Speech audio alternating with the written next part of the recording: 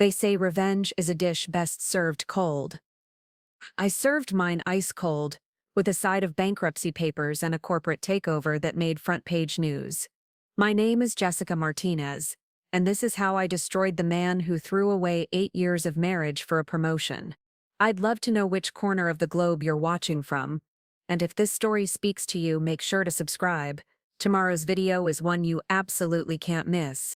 The champagne cork hit our kitchen ceiling with a satisfying pop, leaving a small dent in the white paint. March 15, 2019, I remember the date, because it was supposed to be our celebration. Marcus had just landed the senior partnership at Brennan & Associates, one of Chicago's most prestigious consulting firms. To us, I raised my glass, watching the bubbles dance in the golden liquid, to finally have time for that trip to Italy we've been planning. Marcus took a sip, but his smile seemed forced. About that trip, Jess? The way he said my name should have been my first warning. Not Jessica, not babe, just Jess, like he was trying to soften a blow. The partnership comes with responsibilities. International clients, weekend conferences. Thompson wants me to head the expansion into the West Coast markets. His fingers drummed against the granite countertop, a nervous habit I'd learned to recognize over our 8 years together. This is what we've worked for. What we've worked for. That phrase echoed in my mind as I set down my untouched champagne. I had worked for it, too. Covering household expenses with my marketing coordinator's salary, while he completed his MBA, taking care of his mother during her cancer treatments, so he could focus on his career, turning down job opportunities in other cities because his firm was going places. How long? I asked, though part of me already knew the answer. The Italy trip? Maybe next year, when things settle down. No, Marcus. How long have you been planning to tell me that your career is more important than our marriage? He laughed, but it wasn't the warm sound I'd fallen in love with in college. This laugh was sharp, dismissive. Don't be dramatic. One trip doesn't define our marriage, but it wasn't one trip. It was the canceled anniversary dinner because of a client emergency. The birthday party for my sister's daughter that he skipped for a networking event. The fertility specialist appointment he'd missed 3 times because something came up at work. When was the last time you asked me about my day? The question came out quieter than I intended. Marcus loosened his tie, already mentally checking out of the conversation. You're being unreasonable. I'm doing this for us. For our future. What future? You mean the one where I wait around while you climb every rung of the corporate ladder? Jesus. Jessica, you knew who I was when you married me. Ambitious. Driven. You said you admired that about me. I admired it. Back when ambition meant late-night study sessions where we'd quiz each other on business terminology, when drive meant applying to dozens of firms together, when success meant building something as a team, somewhere along the way, we had become and I'd been too busy supporting his dreams to notice my own were suffocating. The fight that followed was ugly. Not screaming, not throwing things. We were both too controlled for that. Instead, it was the kind of cold, cutting argument that leaves invisible scars. Marcus accused me of being threatened by his success, accused him of using me as a convenient accessory for his image. We both said things designed to hurt, and we succeeded. He slept in the guest room that night, and the next night, and the night after that, until it became the new normal. 3 months later, I found the hotel receipt in his jacket pocket while dropping off his dry cleaning. The Fairmont in San Francisco, 2 nights, last weekend. He'd told me it was a solo business trip. The receipt showed 2 key cards. I called the hotel, pretending to be his assistant needing to send documents to his room. Oh, Mr. Patterson already checked out, the concierge said, but I can forward anything to his home address, or would you prefer Miss Chen's office? Lydia Chen. I knew the name. She was the junior associate who'd started at Brennan & Associates 6 months ago, fresh out of Wharton with a resume that read like a success story waiting to happen. 26 years old, brilliant, and apparently sharing hotel rooms with my husband. The confrontation happened on a Tuesday evening. Marcus walked through our front door at 9:47 p.m., loosening his tie with one hand while scrolling through his phone with the other. He didn't look up when I said his name. "We need to talk." "Can it wait? I've got the Morrison presentation tomorrow, and Thompson wants—" "I know about Lydia." His hand stilled on his phone.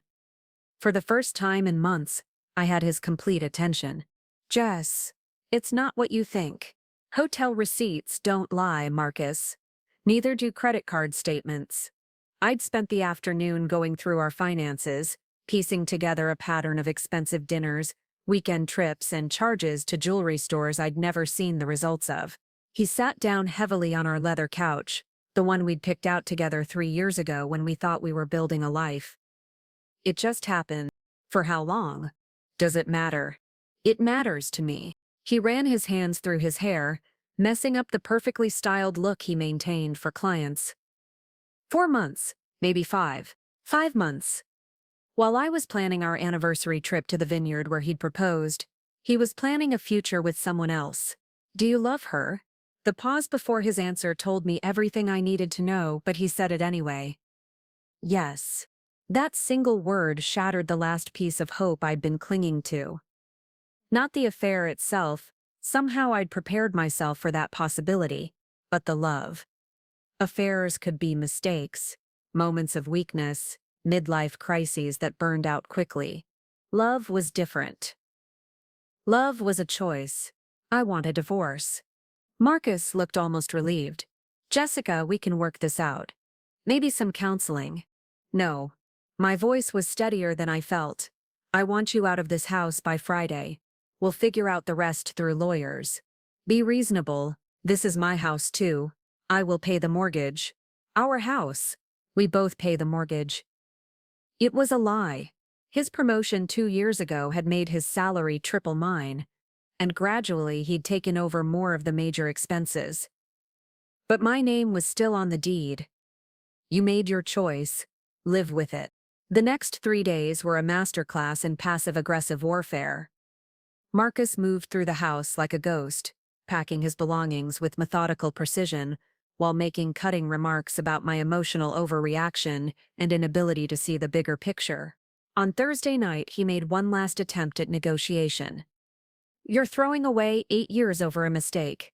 Lydia doesn't mean what you mean to me." "Then why are you leaving with her?" "Because you're not willing to fight for us."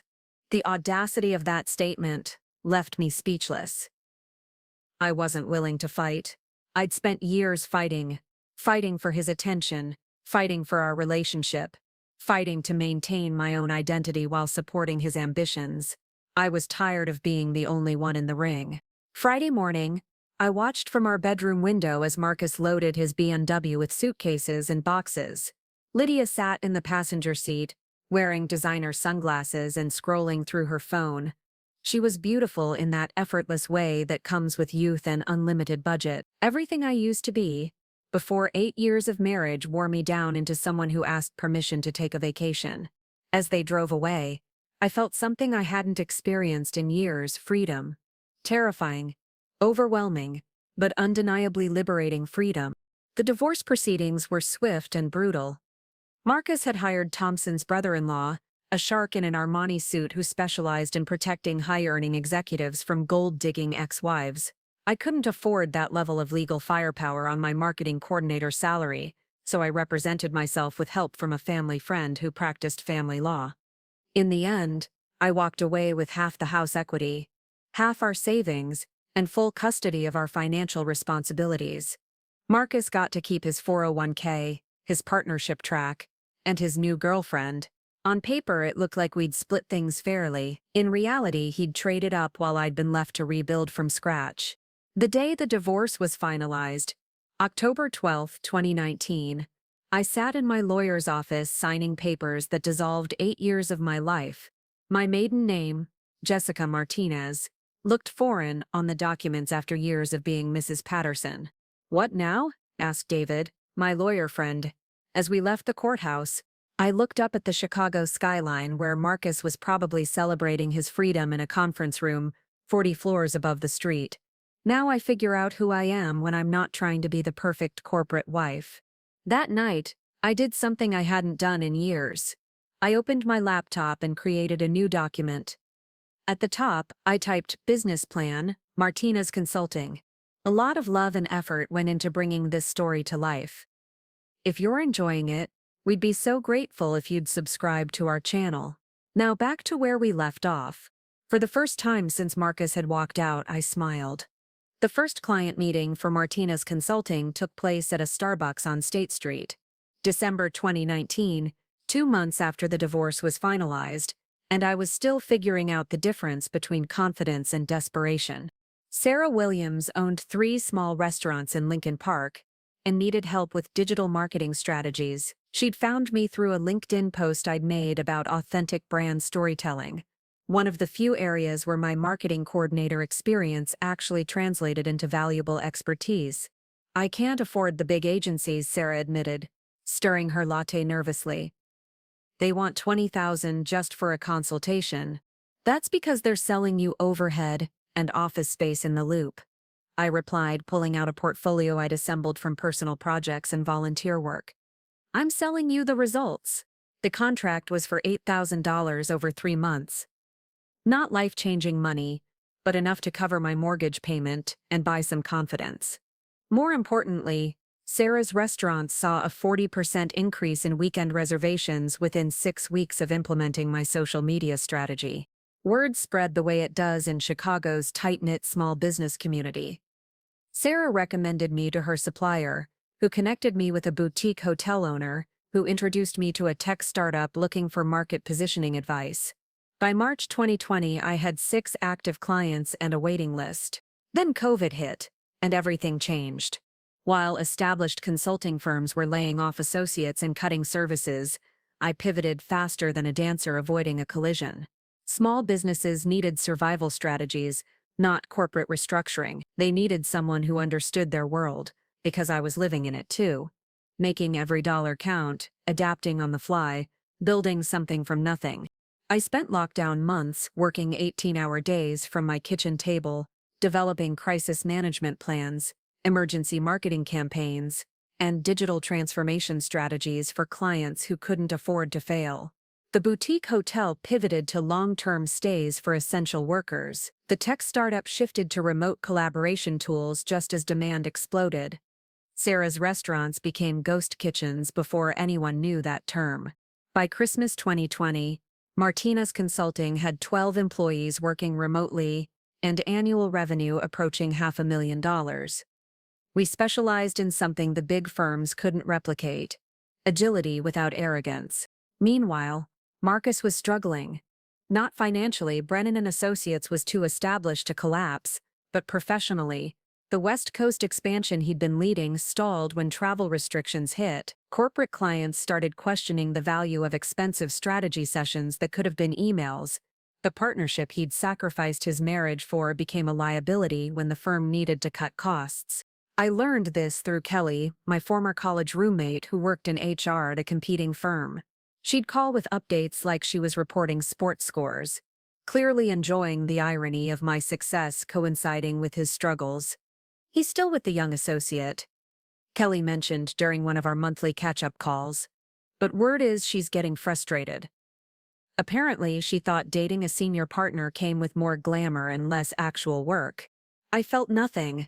No satisfaction, no sympathy, no lingering resentment. Marcus Patterson had become a character in someone else's story, irrelevant to the plot. I was writing for myself.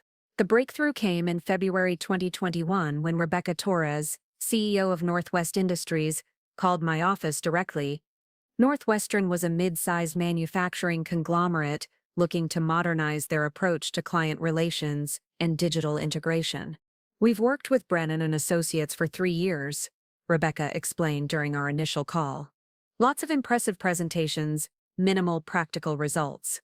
I need someone who understands that strategy without execution is just expensive wishful thinking. The contract was worth $200,000 over 6 months, with potential for long-term partnership if we delivered results. It was the kind of client that could transform Martinez Consulting from a successful small business into a legitimate player in Chicago's consulting ecosystem. More importantly, It was Marcus's client, or rather it had been.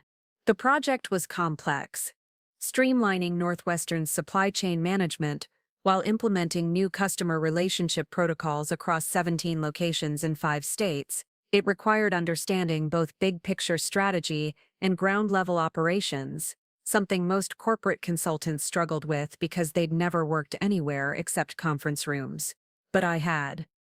Before marriage and Marcus's career consumed my identity, I'd spent summers during college working at my uncle's manufacturing plant in Milwaukee.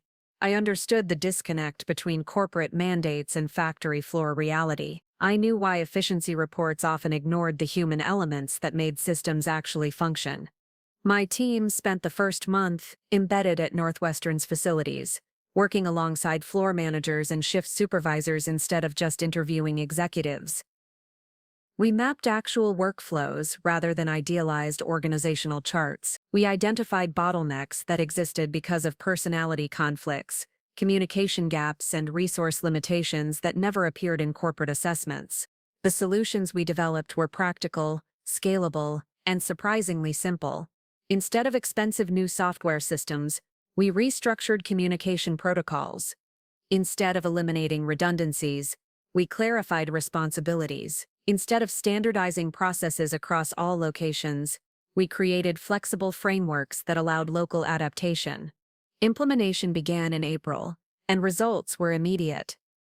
Northwestern's customer satisfaction scores improved by 35% in the first month. Delivery times decreased by 20%.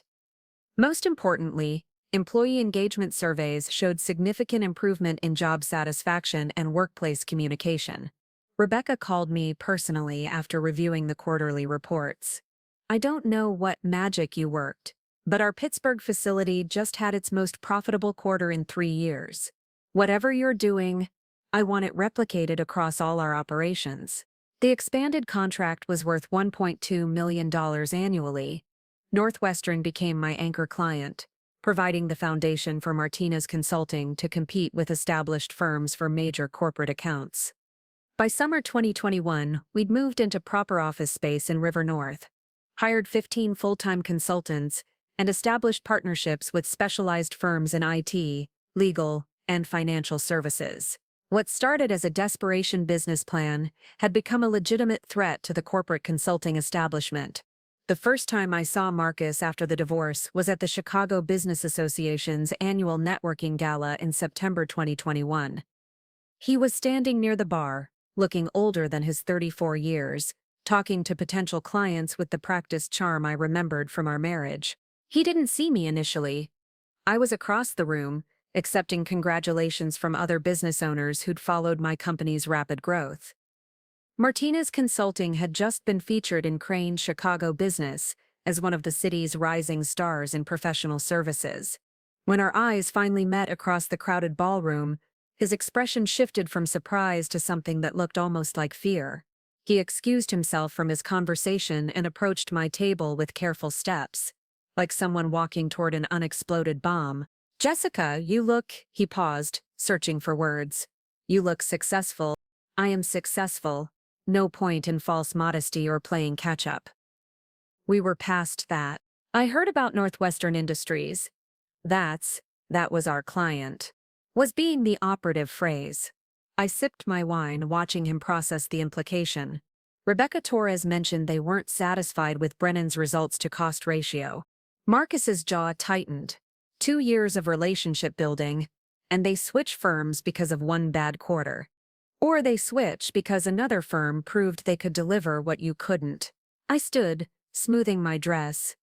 A designer piece I'd bought without checking the price tag, something I couldn't have imagined doing 2 years ago. "Enjoy the party, Marcus. Try the salmon.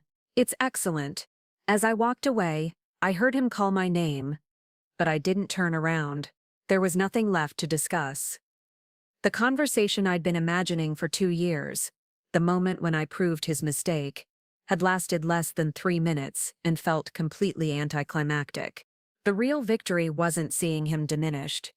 It was realizing I didn't need his validation anymore. Marcus Patterson had become irrelevant to my success, just as I'd once been irrelevant to his ambition. But irrelevance, as I was about to learn, could be transformed into something much more powerful. Strategic advantage. The call came on a Tuesday morning in January 2022. Richard Thompson, managing partner of Brennan and Associates, wanted to schedule a meeting. Not through assistants or formal channels, he called my direct line personally. Ms. Martinez, I believe we have mutual interests worth discussing. His voice carried the kind of authority that came from decades of closing deals. Would you be available for lunch this week?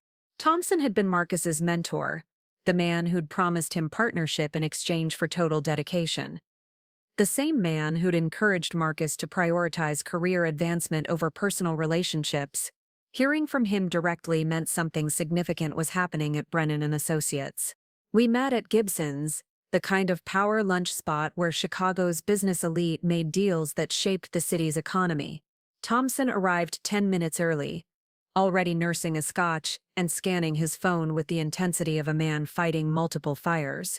Thank you for coming, he said, standing to shake my hand. His grip was firm but desperate. I'll be direct. Brennan and Associates is hemorrhaging clients, and your name keeps appearing in exit interviews. Over the next hour, Thompson painted a picture of a firm in crisis. The pandemic had exposed fundamental weaknesses in their business model: expensive overhead, inflexible service packages, and consultants who understood theory but struggled with practical implementation.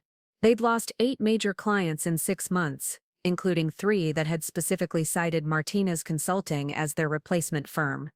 Northwestern Industries was just the beginning, Thompson admitted, loosening his tie as the conversation progressed. Midwest Financial, Aurora Healthcare, Chen Manufacturing, all former clients who've moved to boutique firms that promise more personalized service. And you think I'm responsible for this trend? I think you've proven there's a viable alternative to our traditional model. He signaled the waiter for another scotch. Which brings me to my proposal. Brennan and Associates wants to acquire Martinez Consulting. The offer was substantial, $12 million for full acquisition, plus employment contracts for my entire team and a 5-year consulting agreement that would make me the highest-paid executive at the firm. It was more money than I'd dreamed of when I started the business from my kitchen table. What would happen to my current clients? They'd become Brennan clients, serviced by your team under our brand umbrella. You'd have autonomy over methodology, but ultimate accountability would flow through our established systems. In other words, they wanted to buy my success and absorb it into their corporate structure, eliminating the competition while claiming credit for innovation. It was a clever strategy, one that would solve their problems while neutralizing my threat. I'll need time to consider the offer. Of course. But Jessica, may I call you Jessica? Consider this carefully. The consulting market is about to become very competitive. Established firms have resources and relationships that can be challenging for smaller operations to navigate. The threat was politely delivered but unmistakable. Accept their offer or face the consequences of opposing a firm with 50 years of connections and unlimited legal resources. I shook Thompson's hand and promised an answer within a week, already knowing what it would be. The research phase took 3 days. My team investigated Brennan and Associates' financial situation, client relationships, and internal structure with the thoroughness we'd developed, serving demanding clients. What we discovered was a company in deeper trouble than Thompson had admitted. Their overhead costs had increased 40% over 2 years while revenue remained flat. The partnership structure that promised Marcus and others equity participation was actually a complex debt arrangement that bound associates to the firm through financial obligations rather than ownership. Most damaging, several former employees had signed NDAs after leaving, suggesting internal problems beyond simple market competition. But the most interesting discovery came from Sarah Chen, Lydia's older sister, who worked in intellectual property law. Over drinks at a River North wine bar, she revealed information that transformed my understanding of the entire situation. Lydia's been miserable for months, Sarah confided after her 3rd glass of Pinot Grigio. The glamour of dating a senior partner wore off when she realized Marcus doesn't actually have equity in the firm. He's essentially a highly paid employee with no real security. What do you mean? Brennan's partnership structure is smoke and mirrors. Partners don't own shares. They're just senior employees with profit-sharing agreements that can be terminated at will. Marcus found out last month when he tried to negotiate better terms. The revelation was explosive. Marcus had sacrificed his marriage for a title that carried prestige but no actual ownership. Worse, his relationship with Lydia was deteriorating as she realized he wasn't the wealthy power broker she'd imagined. There's more, Sarah continued, clearly enjoying the drama. Lydia's been interviewing with other firms. She wants out of Brennan, but she also wants out of the relationship. Apparently, Marcus has become clingy and desperate. Nothing like the confident man she thought she was getting involved with. I called Thompson the following Monday with my counteroffer. Instead of selling Martinez Consulting, I proposed a merger that would combine our client bases under a new entity, Martinez-Brennan Strategic Partners. The arrangement would preserve both brands, while creating a hybrid model that offered traditional corporate consulting alongside the agile, results-focused approach that had made my firm successful. The key detail: I would serve as CEO of the merged entity, with Thompson remaining as chairman of the board. All current Brennan partners would become senior consultants with profit-sharing agreements, but strategic decisions would flow through me. Thompson's silence stretched for nearly 30 seconds before he responded. That's an interesting proposal, but I'm not sure our partners would accept a junior role in their own firm. Then they're welcome to find other opportunities. But Richard, let's be honest about the situation. Your firm is failing, and my firm is thriving. This merger saves Brennan and Associates from bankruptcy, while giving my clients access to your established relationships. Everyone wins, assuming egos don't get in the way of good business sense. The negotiations took 6 weeks and involved lawyers, accountants, and enough paperwork to fill a small warehouse. In the end, desperation won over pride. Brennan and Associates was bleeding money faster than Thompson could secure new clients, and my firm represented their only viable path to survival. The merger announcement hit Chicago Business News in March 2022. Martinez-Brennan Strategic Partners would combine the resources of an established consulting firm with the innovation of a rising competitor, creating one of the city's most comprehensive business strategy organizations. But the real story happened behind the scenes, in the individual meetings I held with each Brennan partner to discuss their role in the new organization. Marcus was scheduled for Thursday afternoon, 3 days after the public announcement. He arrived at my new office, the former Brennan conference room that I'd redesigned with modern furniture and natural lighting, looking like a man attending his own funeral. "Congratulations," he said, settling into the chair across from my desk. "I never imagined you'd end up running this place." "Neither did I admitted. "But circumstances change. And smart people adapt." I slid a folder across the desk, containing his employment agreement. Senior consultant position, competitive salary, benefits package, and profit-sharing potential based on performance metrics. It was a fair offer for someone with his experience and client relationships. "What if I don't sign?" "Then you don't work here. The non-compete clauses in your current Brennan contract are now held by Martinez-Brennan, so finding comparable employment in Chicago would be challenging, but that's your choice to make." Marcus opened the folder and reviewed the terms, his expression shifting from resignation to something approaching relief. The salary was actually higher than his current partnership arrangement, and the profit-sharing structure offered real upside potential tied to measurable results rather than political maneuvering. "There's one more thing," I said, pulling out a second document. "Lydia Chen has accepted a position with Davidson Associates. Her resignation becomes effective Friday." His face crumbled slightly. "She didn't tell me. Professional decisions don't require personal consultation. Lydia's talented, ambitious, and ready for opportunities that match her capabilities. She'll do well at Davidson." The subtext was clear. His relationship with Lydia was ending. Just as his partnership at Brennan had ended. Just as our marriage had ended. Marcus Patterson had a pattern of losing things he claimed to value because he never learned to distinguish between what he wanted and what he was willing to work for. "Are you enjoying this?" he asked quietly. "Enjoying what?"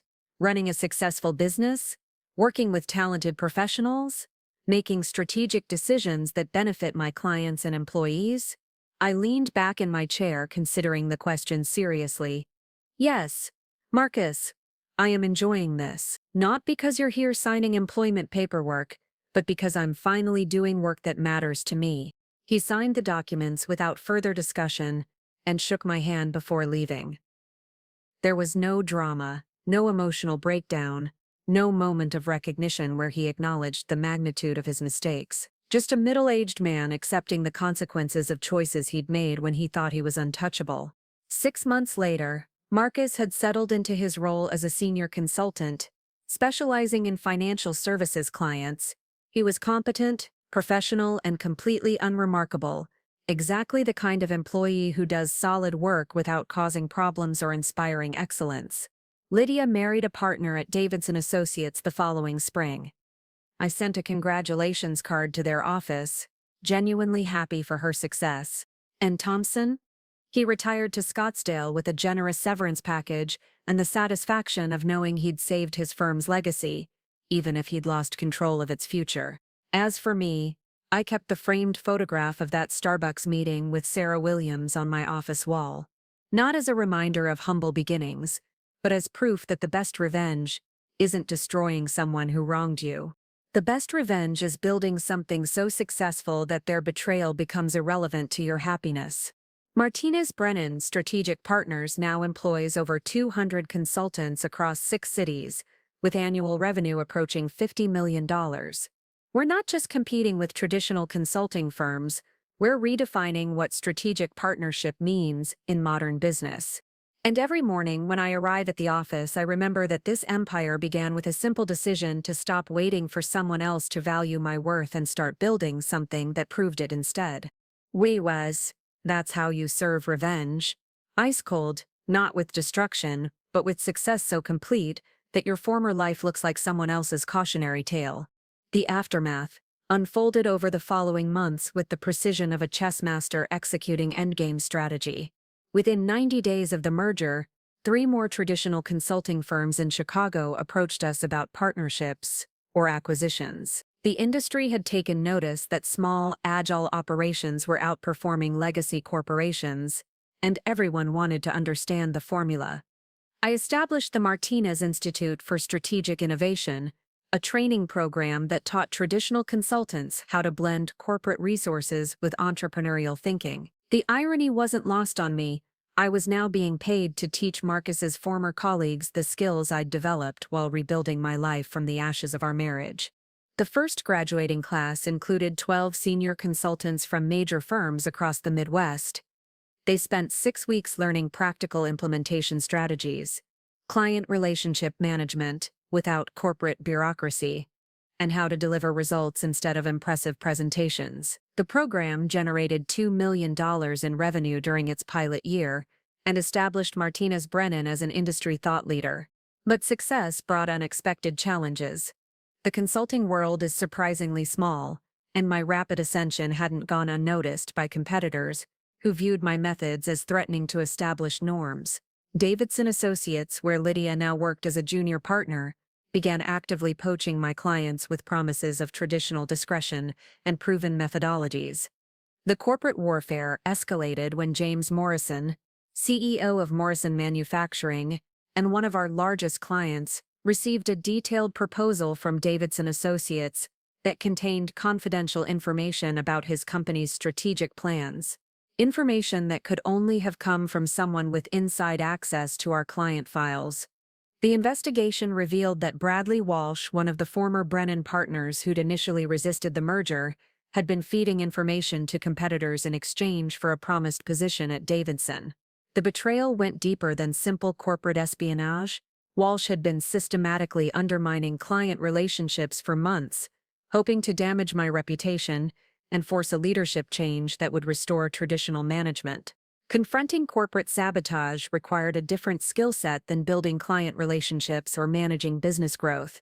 I hired Catherine Rodriguez, a former federal prosecutor who specialized in commercial litigation, to handle the legal aspects while I focused on containing the damage to client relationships. The legal battle lasted 8 months and cost nearly $500,000 in attorney fees, but the outcome was decisive. Walsh faced criminal charges for corporate espionage. Davidson Associates paid substantial damages for receiving stolen confidential information, and 3 clients who'd been considering switching firms renewed their contracts for extended terms after seeing how aggressively we protected their interests. More importantly, the incident established Martinez Brennan's reputation for handling crises with the kind of strategic thinking and decisive action that corporate boards valued in uncertain times. We weren't just consultants anymore. We were trusted advisors who could navigate complex challenges while maintaining absolute integrity. The vindication came during the Chicago Business Council's annual awards ceremony in December 2023. Martinez Brennan Strategic Partners received the Innovation in Professional Services Award, recognizing our role in transforming how consulting firms approached client relationships and results delivery. Standing at the podium, looking out at an audience that included former Brennan partners, competing firm executives, and dozens of clients who'd trusted our unconventional approach, I realized that revenge had evolved into something much more valuable: legacy. Marcus was in the audience, sitting at a table with other senior consultants from our firm. He'd grown into his role over the past year, developing expertise in sustainable manufacturing practices and building genuine relationships with clients who valued his analytical approach. The desperate ambition that had driven him to sacrifice personal relationships for professional advancement had mellowed into competent professionalism. During the reception following the ceremony, he approached me near the bar where we'd first encountered each other at that networking gala 2 years earlier. But this time, there was no tension, no unresolved animosity, no need to prove superiority or inferiority. "Congratulations on the award," he said, raising his glass of wine. "The firm has accomplished something remarkable under your leadership." "We've accomplished something remarkable," I corrected. "Success this comprehensive requires everyone contributing their best work." He nodded, understanding the distinction. "For what it's worth, I think you were right about priorities. I spent so many years chasing titles and recognition that I forgot why I wanted them in the first place." "And what was that?" "To build something meaningful. To make a difference in how businesses operate and grow. To be part of something larger than personal ambition." He paused, swirling his wine thoughtfully. "Turns out those things were possible all along. Just not in the way I thought they'd happen." It was the closest thing to an apology I'd ever received from Marcus Patterson, and probably the closest thing to one I needed. Not for leaving our marriage. That relationship had been broken long before Lydia Chen entered the picture. But for the years of taking my support for granted while pursuing a version of success that ultimately proved hollow. "I'm glad you found your way to meaningful work," I said, meaning it sincerely. "That's what matters in the end." As I walked back to my table, where my team was celebrating our recognition with the kind of genuine camaraderie that makes professional success personally fulfilling, I reflected on the journey that had brought me to this moment. 3 years earlier, I'd been a woman whose identity was defined by her relationship to someone else's ambitions. Tonight, I was the CEO of a firm that employed nearly 300 people, served clients across North America, and had fundamentally changed how an entire industry approached strategic consulting. The transformation hadn't happened because I'd set out to destroy Marcus or prove him wrong. It had happened because I'd finally decided to prove myself right about my capabilities, my vision, and my worth as an individual, rather than as someone's supportive partner. That realization was worth more than any revenge could ever have been. And unlike revenge, which ends when justice is served, personal fulfillment just keeps growing with every new challenge overcome and every goal achieved through genuine effort and strategic thinking. The best victories, I'd learned, aren't won against other people, they're won by becoming the person you never thought you had the courage to be. Looking for more? We've got 2 amazing stories ready for you right on screen. If this one touched you, these are absolutely worth your time. Click to watch them now, and hey, subscribe and hit that bell to never miss our latest uploads.